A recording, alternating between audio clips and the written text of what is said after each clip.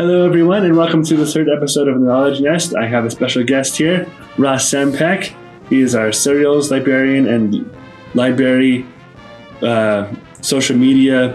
What I guess is your library tech? So in charge of many things. I do outreach. I take care of some of the social media accounts. Anything that involves design or artsy stuff, I take care of. One of which is our displays. I have a lot of fun with those, and then do some programming as well in collaboration with all of you folks, actually. Yes, come with good ideas, and then I try to make it happen. So, okay. Yeah. So Ross is a lot of things, basically. There's all sorts of stuff. Absolutely. So we're going to have an interview with him. But first of all, we're going to shout out to the book club, February 23rd at noon. We're going to be talking about Mexican Gothic by Silvia Moreno Garcia. Come and read it. Have you read it yet? I have not read it. It's been recommended to me. It's definitely on my list of things to read. Yes.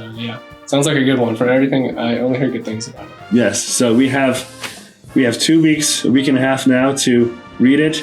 It'll be awesome. I've read most of it, so it's pretty cool. Nice. So read the book and come to the book club.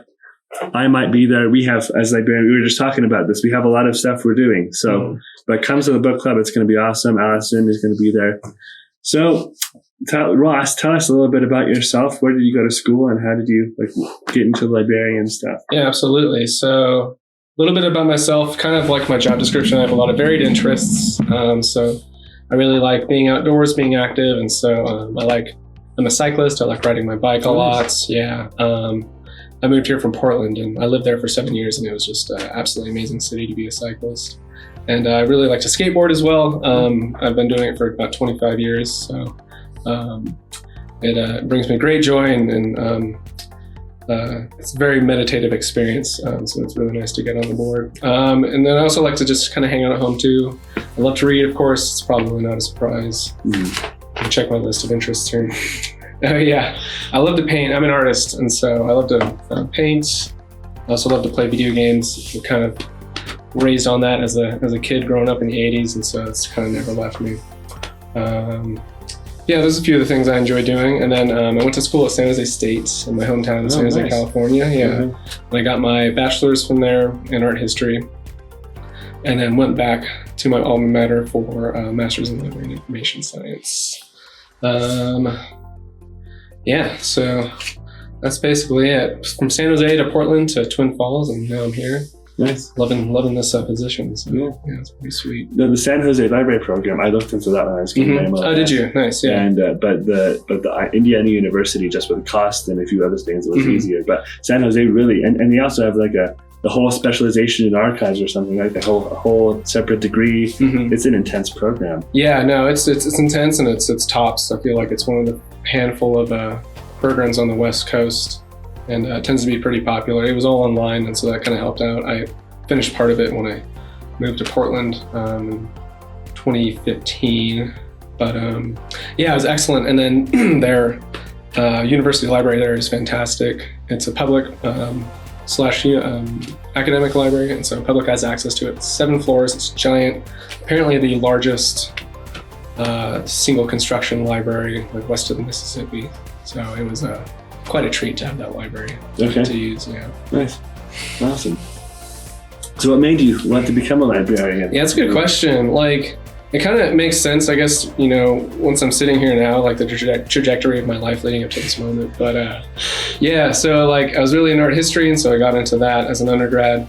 And I was looking to do graduate work just to sort of, increase my marketability in the job market. And so I was trying to figure out what to do. I was thinking, well, art history, I can sort of go into museum studies, and that was something that was being offered in San Francisco, at San Francisco State. And so I was looking at that, but it kind of seemed like a little too narrow. That was all it was for museums. And I was trying to figure it out. I recall I used to be an assistant for my art history professor in San Jose State. And so whenever I'd walk down the hallway to get to her office, I would always pass the library science office, and they always had a poster out there. And so I think as a result, it was always top of mind for me. And that became an option. And then as I did more research, I said, well, if I ended up wanting to work at a museum, I could do that with a library degree. And so I got into that. And just considering that sort of libraries have had a really formative influence on me as a kid. We went there all the time. I remember my mom telling me that when they told us we could check out 20 books at a time, we would always get the max amount of books, just like our arms full leaving the library. So yeah, they've always been a really positive influence on my life, and I thought it'd be really nice to sort of get into that profession, give back, and then it always seemed like a really cool profession to be in. So I could always envision myself, at a library working there. So yeah, pretty glad it worked out. Awesome. Yeah. I had pretty much of a similar experience. Yeah, wanting to work in museums, but then libraries. You can work in 3 different places with a library degree. Exactly. Special libraries, academic, pretty much whatever you want. And even if you want to branch off from that, be sort of a, what do they call it? Working with databases and ontology and stuff like that. There's it dovetails into so many things. Records management type stuff. Exactly. Yeah. Right. Yeah. Even if you're working in a business office or something. So it's the archiving and retrieval and knowing of knowledge is very important in all sorts of fields, right? Yes. Yeah. Foundational. So, What is your broader, your main goal, I guess, or your broad goal? I know museums, but so I guess let's see. I kind of was looking at that question as, I guess, my motivation for being a librarian. When I got into the program, I was basically it was I love to read, I love libraries, let's get a library degree. But then the more I learned about it, I was it's way more complex than that. Especially when it came to sort of the underlying philosophy behind librarianship, being against censorship and especially intellectual freedom. And so when I took my intellectual freedom class, it really resonated with me in a lot of ways. And so kind of taking that, reading the ALA Library Bill of Rights, kind of having the realization that what libraries do for a community is much more than just provide information and books and stuff like that. They're, in my view, very foundational to a lot of the freedoms we have here in this country. And so kind of really resonated with me, felt like a noble pursuit, and kind of want to be an agent of intellectual freedom and freedom of inquiry to sort of, keep that, I guess, torch lit. Because I think, we need people to be able to fulfill those philosophical foundations in order for them to exist. So it feels really, really nice to be a part of that for sure. Yeah.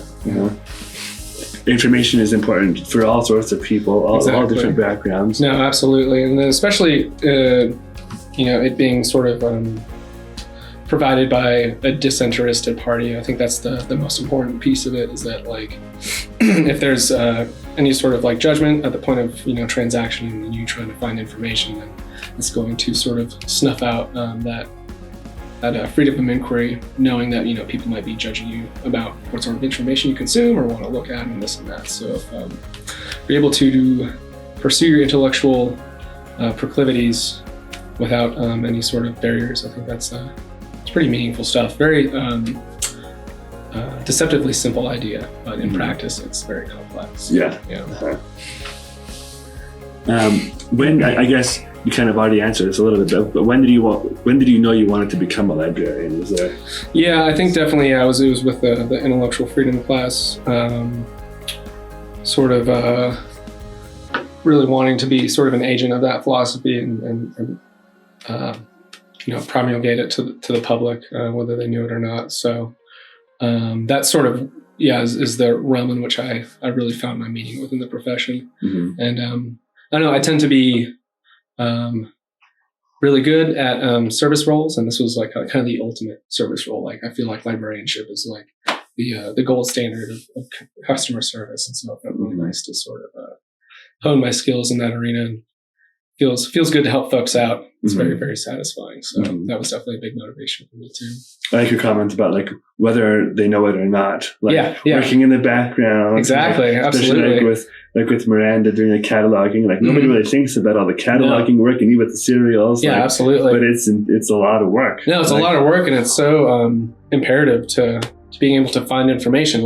Information is fine, but you have to find it. And in order to find it, it has to be organized in a way in which it's easy to locate. And so that is it's sort of the invisible work that goes in all this that seems it's a seamless thing. Of course I should be able to find information, but somebody needs to do that in the first place. So it's wild, man. It just can go down so many roads with all the things involved in librarianship, and so it's infinitely fascinating to me.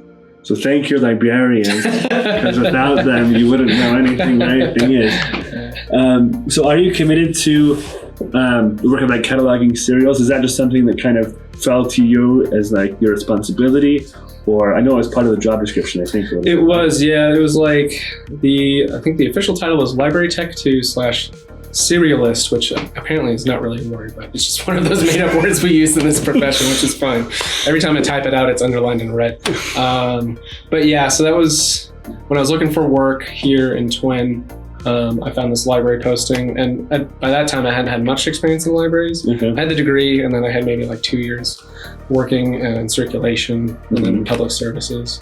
And so this job description was like right in my alley. I was very qualified for it, and serials was part of it. And had some experience doing that in my first library job, doing circulation. If it wasn't busy at the desk, I would go in and input the information about the serials. And so I appreciate you using the cataloging moniker, but it's a little, what I do with the serials is a little less complex. I do my best to like catalog new serials, but mostly I'm just inputting information about the volume and the number, the date, title, the periodical, and all that stuff. Make sure our collections are up to date, because they're not technically cataloged. They're cataloged in the sense that like it says that it's here, and then but otherwise individually. So you're more of like a metadata inputter. Yeah, I'd say so, right? And I think that was like recorder. Yeah, and that was like the library tech aspect of the job. It wasn't quite a cataloger. I think it was that I would process serials. Is what it did. So, process. But yeah, no, most definitely. And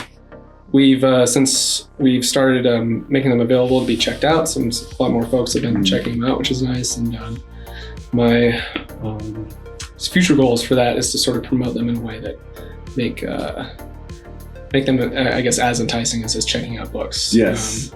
And so I'm not sure if magazines are kind of like old hat and like nobody reads them anymore, but I'd like, for the very least, people to know that we have some fun stuff out there, and then you can check them out and use them if you want. So yeah. I remember I used to read magazines when I was younger, especially like when we had serials, like the journals, like academic journals. People don't read academic journals like they read magazines. No, this is very true. And yeah, usually, and when I was in college, it would always just be online. Like we never had any print journals or anything. But yeah, I used to read. So skateboarding, I would read skateboarding magazines, and then read Mad Magazine as a kid. Oh, nice. Yeah, I love that thing. So maybe we should get that here. That could be one of your requests for read. Some recreational reading. Yes, exactly. We have recreational reading here. That's true. Absolutely. Yeah. So, what are your typical daily responsibilities? So it kind of varies. Generally, sort of like based on what I guess like. So I have like monthly, yearly, and like daily responsibilities. And so if they get some periodicals in, I'll process those, put them out on display, do my best to, make social media posts, I don't know, like a handful a week. So if I haven't done one of those, I'll just try to think up of something in our library to promote or something like that. So pay attention to the social media. And then engage with other folks in the library community within social media, just so we kind of support each other's missions. So yeah, and then I have a big long list of to-dos, and so I'll look at those and see what need to be done based on the deadlines and all that stuff. So whether or not it's programming, I have like a proposal to give a presentation for the Idaho Commission for Libraries. So I'm kind of chipping away at that. And then, whenever and then mid-month, if we're missing any magazines, I'll have to give our vendors a call and say, hey, we're missing these things. Yeah. And then about at the end of the month is when I'll start thinking about new programs and displays and getting those ready to be executed. So, yeah, it's a varied day. No day is the same, which is kind of nice. It's typically untypical, I suppose. Yeah. Well, and you also do, and I noticed this because I'm also on the kind of admin of the social media page. You also do the IFA, the Idaho, or the ILA, the Idaho Library Association. And apparently you're doing the ICFL, so that's kind of cool too. Yeah, it's neat. I gave a teeny presentation on some of the programs I did in one of their meetings it was like a monthly academic library meetup, and yeah, she reached out to see if I would want to do like a webinar presentation on one of those things. Okay. And so yeah, one of them was the Fourth Wall Gallery. So we got an art gallery here. Mhm. So kind of just talking about like doing that for the first time and what I ran into. And then and then for the ILA, I do membership engagement, which involves crafting emails to send out to folks. I'm working on like a monthly newsletter for them, and then working on taking over social media for that as well. And perhaps making some videos in the future and stuff like that. So Okay. yeah, a lot of stuff. I keep busy for sure. Yeah, no, it's awesome. Anything Thank you you. see like visually, like he does book displays, like the serials displays. It's all rocks. It's a lot of the stuff. It's really cool. Thank you, man. I appreciate So, that. yeah. We got some good work study students that help out with some of the visual design stuff as well. Some really artsy folks. Yes, So, yeah. So thank your librarians and thank your library staff. Absolutely. Because work studies are awesome. Speaking of art, you talked about in the presentation about the Fourth Wall Art Gallery. Tell us about your proclivities toward art and kind of what made you want to put art into your work at the library. Yeah, absolutely. So, yeah, like I come from a family of artists on my mom's side.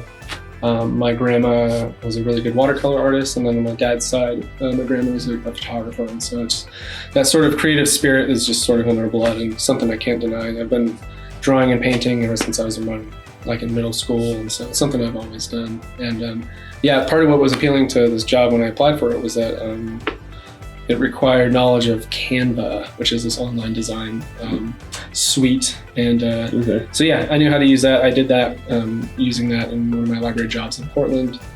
And so yeah, it's nice that sort of I've always had this like artistic ability, but as far as using it in the library world, it's sort of just kind of stumbled into it and it's kind of worked out. Mm-hmm. And and so it comes through in the displays. You got to compose things really nicely, make it very visually pleasing. Beautiful, I guess, is another way to put it. Mm-hmm. And yeah, for the Fourth Wall Gallery, we were talking, I don't know, a few months ago about just the bare wall we had in the back. And I floated the idea of, it'd be cool if we had a mural. And then we just started talking about, it'd be neat if we could, showcase student art.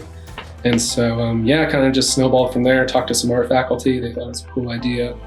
And just sent out a notice with some help from directors sending out, a campus-wide email. They basically having a call for art, and a lot of people seem really interested. So, we have, I think, 8 artists right now at this point. Hopefully, we're going to rotate them out at the end of the semester, and then maybe get some either new works from the same artist or some new artists. But I love it. I feel like it really dresses up the area kind of nice, and plus is a nice reflection of the students within the library. So hopefully, they can see themselves in the library. That sort of, idea is like inspires ownership and makes them feel a part of their school rather than just them being here. So, And it's all students, right, in an art gallery? So yeah, it was students, faculty, staff, community members, basically anybody within the local community who uses the library. Okay. I wanted to showcase their art if they were willing to share it. So wanted to be sort of like a sampling of local folks who create art. Yeah. So we have a library and a museum at the same time. That's right. And we even have a few things on loan from the Herritt Center here, the museum and planetarium on campus. We have some Pacific Northwest Native American masks. Oh yeah. And then we have some local Native American mortar and pestle sets. Okay. And so those are pretty fun to look at, just kind of imagining them being used, way back in the day. So so lots of fun stuff to look at here. Yeah, it's really cool. Every day I see them, like I come in the back and I'm like, I don't remember seeing that. That's awesome. So what is, especially with like the art gallery, like a lot of those are like, I don't even know how somebody thought of that. That's amazing. Absolutely. I'm kind of blown away at the talent we have here at the school. It's pretty amazing. I didn't know what to expect. And then when I got all these submissions, it was just, pretty fantastic. So I feel pretty lucky to be amongst so many talented folks here. Yes. Uh-huh. What is your favorite aspect of librarianship? So I'd say, I love all the stuff I do right now just because I get to be creative. I use my artistic side. But overall, I really like helping patrons. So like working at the desk, I worked at a reference desk in Tigard in Oregon. And that was just so much fun. It's just so very satisfying to help patrons out, problem solve, help them out with whatever they need. And then it's also really fun because like every interaction is just a huge unknown. So you don't know what's coming to you. You don't know what questions you're going to get asked. And so it's very challenging. And as a result, super rewarding. Mm-hmm. And so, you also get to build relationships. You see regular people coming in, you learn their names. You get to know, what their interests are and kind of are able to chat them up about that stuff. And so in a sense, you become, a community hub, not only for, people seeking information, but for people just seeking, fun human interaction. And mm-hmm. I love that. I thrive off of meeting new people and learning about them. So anytime I'm up at the front desk, I love it. Yeah. It's fantastic. Yeah. It's nice to kind of go and like do individual outreach to the patrons, like inside the library, talking about what they're reading. No, it's fantastic. The last 2 or 3 books I've read have come from asking students like, "Hey, what are you reading?" Oh, really? Cool! I love it, man. Uh-huh. Yeah, it's so neat to get that insight, right? Yes. So what are some things that your education prepared you for? So I guess on a similar subject with working at the reference desk, it certainly helped me out in performing reference interviews. Mm-hmm.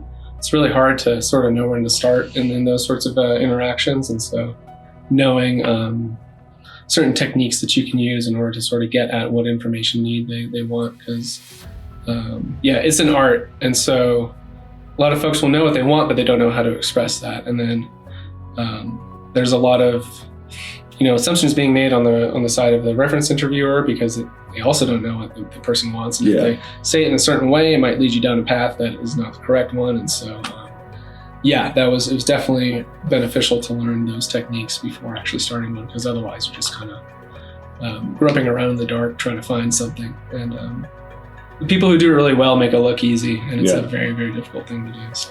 Like Dave is an ambassador at reference interview. No, it's absolutely amazing. For you non-library oriented listeners, a reference interview is basically if a librarian is trying to kind of feel what your book preference is and get you a book, that's what a reference interview is. And some people like Dave can be sneaky about it and can just find exactly what you want, but it's hard for me to do. It's very difficult, absolutely.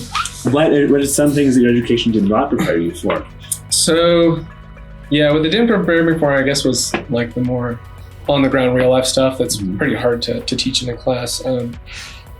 One of those was, let's see, how did I put it? Basically, so, the library is open to everyone, and that's one of their core philosophies is, libraries are for everybody. And so as a result, you're interacting with everybody. Mm-hmm. And so learning how to interact with, a wide array of personality types. People come from different sort of class structures, come from different, like median incomes, like cultures, all that stuff. So like, at the end of the day, people are people, right? But who they are sort of informs what sort of information they're looking for, or perhaps their behavior within the library. And so you really have to kind of keep on your toes in order to sort of be ready for anything that comes your way at a library. Mm-hmm. Let me see if I want to be more specific. And so, in this regard, like, experience is really the only thing that can teach you. You can come in prepared with information on how things might go, but until you're actually faced with all these random interactions you have with members of the public, it's you just got to be agile and be able to be quick on your feet. And I've certainly been, and it's weird too, because, and this is something you don't really consider when you're in library school, is that if you're behind the desk, especially in circulation, you're kind of like a captive audience, right? Mm-hmm. And so people will come up to you and just like talk to you because they know that, you can't really leave. Sometimes, colleagues will come and help you out and say like, hey, I need your help. But some of those conversations can get really weird. And so it's to try to be polite, but firm in those interactions is certainly something that you got to learn on the job for sure. Yeah. Well, and one of the things that, like, that you were talking about, like being neutral. Yeah, like absolutely. You have to be neutral. Things are maybe like ideologically centrist or whatever the point is, but like provide information, and that's kind of our only role. Like, we have to shut off, our personal preferences or whatever. And so, But no, those conversations, especially some of them, can get interesting. Yeah, most definitely, which I love, but it's also, it's kind of wild, man. But you make a really good point. And I think that's another thing that you can't really learn in school is the absolute necessity for you to separate yourself from the job. And so like, because people come up asking for, what you might think are really weird or outlandish things or ideas that you totally disagree with, right? But if they're coming up to you with that inquiry, they're coming up to you with vulnerability and they're saying like, hey, I'm interested in this information. You can't assume why they're interested in it, but you have to be able to, I guess, bite your tongue a little bit and say like, okay, cool. Like if that's what you're looking for, let me help you out without, making them feel like they're unwelcome. And it's really hard because like, in your day-to-day interactions with human beings, that's not a consideration you really have to make because it's just sort of how we are. But so yeah, absolutely. Yeah. It's very interesting. It's, I guess kind of on that note a little bit, what are some things you wish you would have known as a student? Oh yeah. This is a good question. So it's definitely time management skills because I was at one point for I think it was one semester, 1 year. I was working full time and then also working on full time on my master's degree. And I don't know how I did it. Full time on school. Yeah, it was insane. I remember like talking about my issues with like professors or other colleagues and saying, oh yeah, like what's really good is to be able to manage your time well.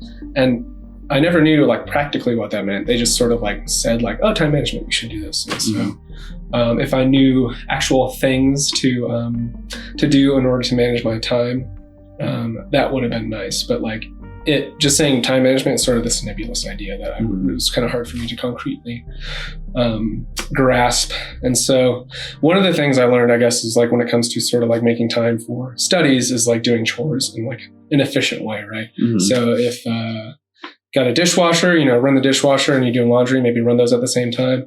And while those are going, you go out and like do grocery shopping or something. And so instead of doing one thing after the other, you can kind of combine these things into one chunk of time. And then you'll have more time at the end of the day to do studies and maybe some recreation if you want. So yeah. Multitasking. Yeah, exactly, man. It's easier said than done for sure. Yes, it definitely is.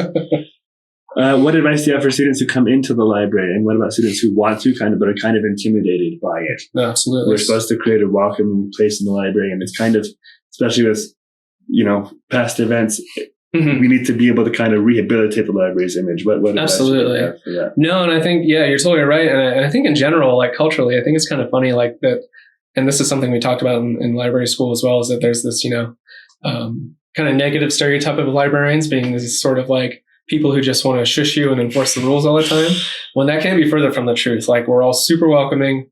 Of course we want to keep a certain level of noise here at the library, but we're not going to run around and, yell at you every time your phone rings or something like that. So having said that, we're all very welcoming. We're all very helpful. We're all very friendly, and we're here for your success. And so, my advice for students coming in is to just, if you don't know something, you need to know something, just ask. Like, we're not going to judge you. We're not going to, make you feel bad about not knowing anything. And we're going to help you out to, find that information in whatever way we can. And that's the only way you learn really, is by asking or by making mistakes. And so, certainly know that any sort of information need you have, we will do our best to meet and do it with a smile and treat you with respect and dignity. So I get that, the place, if you have this sort of idea of the library as being an intimidating spot, it might be kind of hard to come to. It might be hard to ask for help. But we have a really good team here. Everybody's very friendly, very helpful. And we're all on the same side, which is the student side. This is what we're here for. Without the students, we wouldn't be here. So exactly. That motivates us to help them out, in any way we can. Okay. This is kind of my favorite part now. What books have shaped your career the most? Yeah, so I didn't actually read the book, but there's this guy named Ryan Dowd who is, have you heard of him before? I have. Yeah. So he's really cool. I like the work that he does. So he wrote a book called A Librarian's Guide to Homelessness, and it comes out of his work working at homeless shelters and doing social work. And I believe he's a lawyer as well, and so he might have some sort of experience in the legal aspects of working with people experiencing homelessness. But yeah, I did a bunch of his trainings based off of this book when I was coming up in librarianship. Whenever I had like downtime at the libraries in Portland, I would put on some of his training videos and stuff like that. And that was super influential. It kind of drove my service-based mission within libraries, in that like if you can provide service to a subset of the population, namely homeless folks, you can treat them with dignity and with respect, regardless of some of the maybe unsavory aspects that they might bring into a space. That's sort of the apex of customer service. And so if you can do that with homeless folks, you can like treat everybody with dignity and respect and give them like a super high value or high level of service within the library. And not only that, it kind of just like helped me to break stereotypes of what I brought to the table when I thought of people experiencing homelessness. It helped me to view them as humans. They're all brothers and sisters, and so it's they and a lot of them come to public libraries because it's a welcoming space. People are very nice to them. It gets them out of the elements. They can have free access to anything really, and so it's a pretty valuable resource for them in a culture sometimes that sort of devalues them, especially fellow library patrons. I would see and hear comments about folks saying like, "Oh, this is a library, not a homeless shelter." I'm like, well, it's open to everybody. Exactly. And so you can't deny them access just because they're, have certain things going on in their lives. And so, yeah, they're just as complex as us. They have, interesting histories and stories, and getting to know them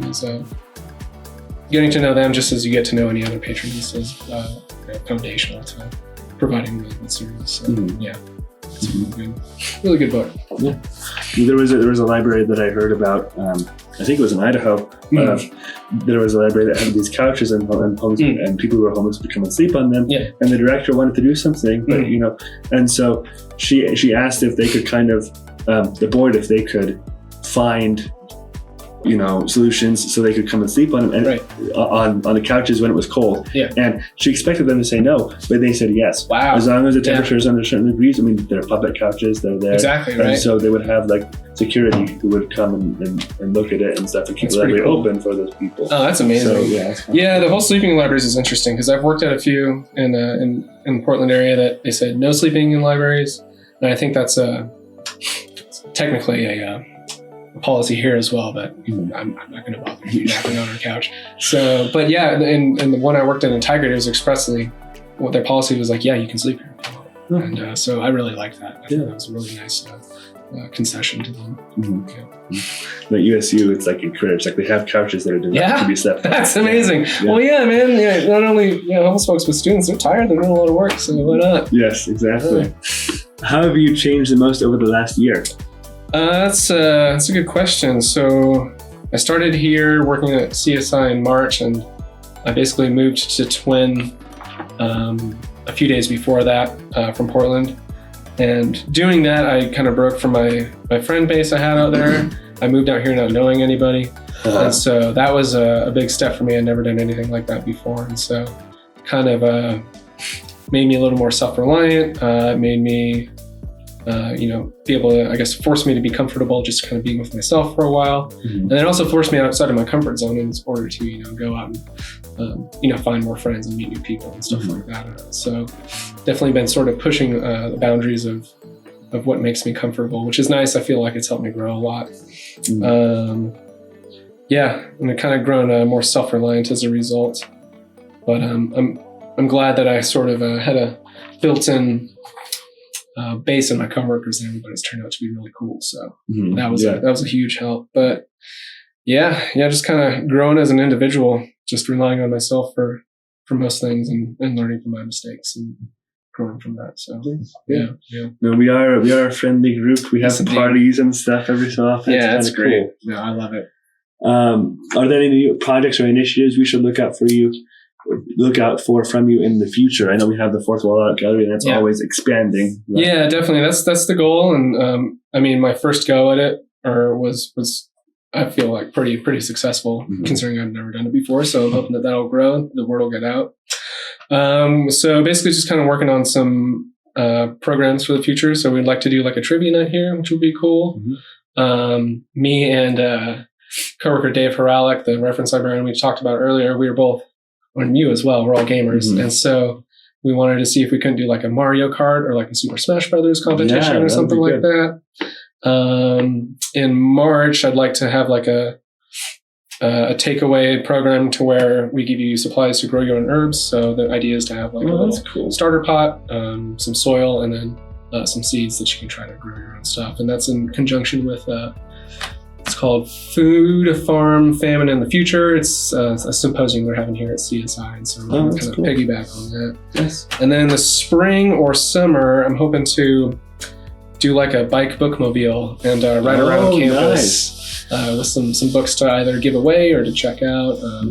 I don't have any really like concrete plans right now because I'd have to build like a shelf that I could hook onto my rack, and I think that's probably going to be the most challenging part. Yeah, we've been talking about this since like October, having a bookmobile thing, and I think didn't Reba say that she has experience with a bookmobile type thing? Yeah, that'd be really cool. Yeah, so I'm really looking forward to that. I think it'll be a lot of fun, and the bike mobile or bike bookmobile is not anything new, but which is kind of nice that I could there's a foundation I could learn from. And so I think that'd be really fun to sort of as a outreach program for the students. Say like, hey, we're at the library, come and visit us. Maybe we could like help fill out library cards, while I'm out there too. So yeah. Books, online resources, herbs. That's right, man. Mobile library on a bike. All of it, we're making moves. That's absolutely. That's how we can get our exercise in, is doing that bike. Sign up for shifts or something. If you could have a gigantic billboard anywhere with anything on it, metaphorically speaking, like getting a message out to a lot of people, what would it say and why? It could be a quote or something you said, whatever you want to. Yeah, I like this question too, and I kind of had to think about it, but my friend said something to me not too long ago that really stuck with me. And it's something along the lines of, don't stumble over obstacles that are behind you. And I thought that was a very wise thing to say, but also very hard to put into practice, because as humans, we tend to sort of, at least myself personally,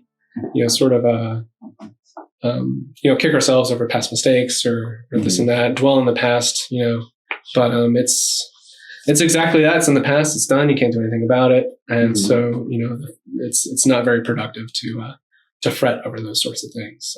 Again, easier said than done, but it's a nice sort of guiding principle to sort of remind you about being present, focusing on what you're doing in the now, and then expressing gratitude for that. So, yeah. Awesome. That's cool. Thanks, man. And who said that? Or was that just... I don't know who said it. So my friend told it to me, and I think it was a quote he heard on some sort of podcast he was listening to. Okay. Nice. Yeah. Very simple, very pithy quote. It's easy to remember. Hard to put into practice. Yes. So it went from a podcast to a friend to this podcast. Absolutely. So share it with your friends. Yes, most definitely. It's a good quote.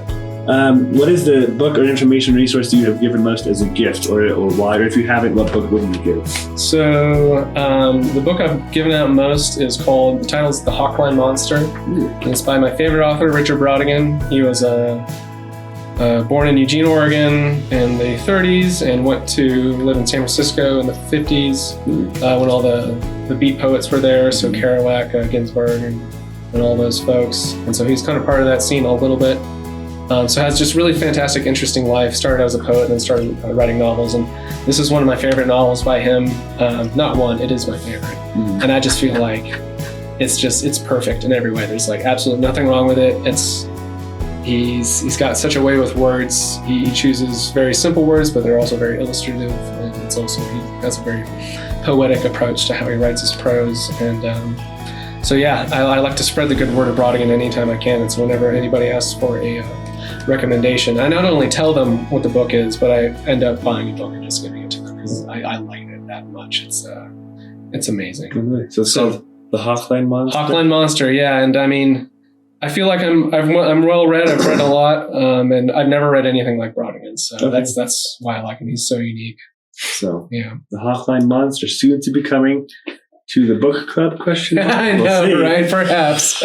We'll see. So is there anything we haven't covered that you want to say before we close out? I probably mentioned it, but yeah, I just want to say how much I love working here at CSI.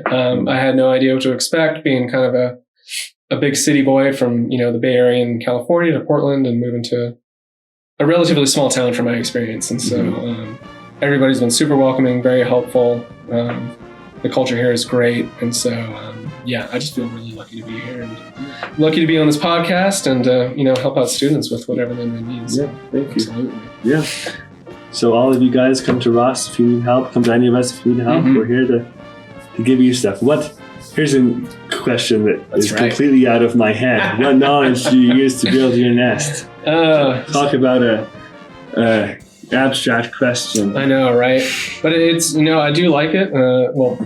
Because it's the sort of the name of the podcast, yes. But it makes sense in that, you're cultivating knowledge in which you can use to exist a little more comfortably in this world. And so that's kind of how I looked at it. So I've basically been on a mission to learn things that I've never done before. And so kind of taking baby steps with that sort of stuff. So the first thing was that and this may sound silly to some folks, but I'm not that much into cars. So I never changed my oil before. Okay. And so I figured that was a good step into learning about car maintenance. All right, let's learn how to change my oil. And I did it. It felt pretty good. And so now I know how to do it and I can kind of move on from there. And then my next foray into this sort of thing is to learn how to do my taxes on my own. So, nice. I thought that would be kind of nice because God bless all the tax folks who have helped me out and TurboTax and all that stuff. However, whenever I watch them do my taxes, they're just kind of like clicking away, at certain windows. I'm like, I could probably do this. Yeah. So that's something I'd like to learn how to do, just to be able to know how to do it and just to kind of gain the knowledge,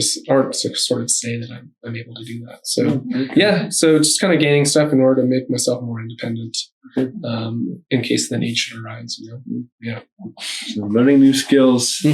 That's awesome. That's really cool. Thanks, man. What book? See, that's an answer I didn't even ever anticipate.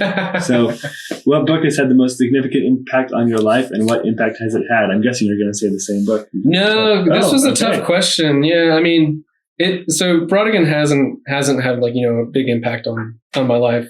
He's my favorite author and I love reading him, but I was trying to think of maybe that was the easy answer. So I read this book, Sapiens. Have you heard of it? I've heard of it. Yeah, I don't even know who wrote it, but I've heard of it. Yuval Noah Harari, I think his name is. Okay. But yeah, it was recommended to me a while ago by a really good family friend, and it was a bestseller.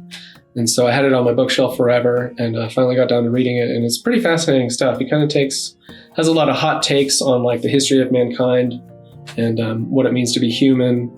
I think one of his maybe more controversial opinions is about the agricultural revolution and how that was the biggest scam in human history. We were much better off as hunter-gatherers, basically. And so yeah, as far as nonfiction, Sapiens, it's a great read, really insightful. Kind of got me to think about humanity and our history in much different ways. It's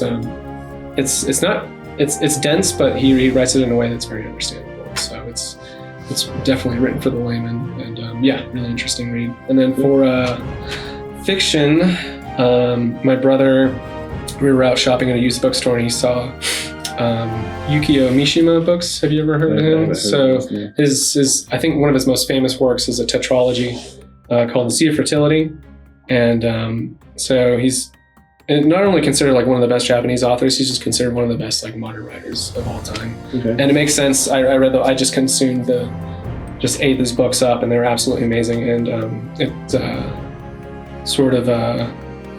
it gave me an insight into Murakami, another Japanese author I like, and so that sort of kind of set a foundation for Japanese literature from then on. And then Murakami was reading Richard Brodigan when he was a contemporary at the same time, and so it's just kind of tied in all these my favorite authors together, and kind of I don't know, expanded my knowledge of these authors. And Brodigan too, he would go back and forth from Montana to Tokyo all the time, and so he had this really big fascination with Japanese culture. He had a Japanese wife at one time, so it's just kind of exposed how all these things are intertwined, and you can really see the influence of Brodigan on Murakami, and it's pretty fun. So, yeah, really good stuff. Interesting. Yeah. Huh. So yes, all sorts of knowledge, all sorts of books. Absolutely. And this is really exciting. So thank you for coming in. Yeah, thanks for the interview. I appreciate it. Yeah, very fun, sir. Absolutely.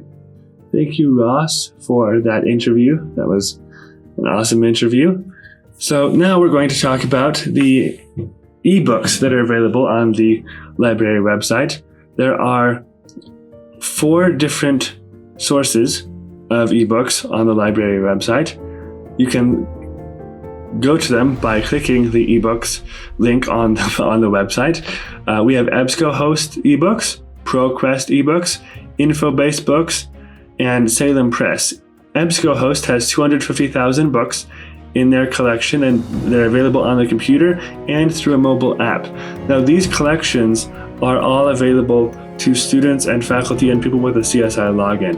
People who have a courtesy card to the CSI library will not be able to use these resources, but they may be able to use them at other libraries or through other ways of logging into these services. We have the ProQuest eBook Central has 55,000 ebooks in 10 subject areas and 18,000 ebooks on diversity, equity, and inclusion. InfoBase Books, or InfoBase eBooks, has over 2,000 books on broad and specific topics in 23 subject areas. Salem Press has 11 online encyclopedias covering a wide range of topics, mostly history and how politics, science, and government have changed through history, but there are also encyclopedias on global resources and global warming. Salem Press also has a surprisingly extensive collection of relatively current primary sources on many topics related to American politics and current issues, including gun violence, internet privacy rights, urbanization, and immigration. Again, these sources are only for personal student and faculty use, primarily related to their work with the college, homework, curriculum creation, etc. So next episode, we're going to talk about online magazines, newspapers, and e-journals, which are also on the same site as the ebooks, and periodicals. And in future episodes, we may also talk about online videos as well as how to research visual images effectively and efficiently.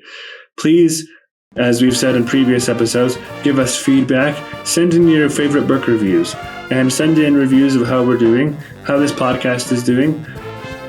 We're going to interview more library staff and possibly some college staff to see how they're using library resources and other resources that the library can provide access to. Thank you and have a wonderful week. See you later.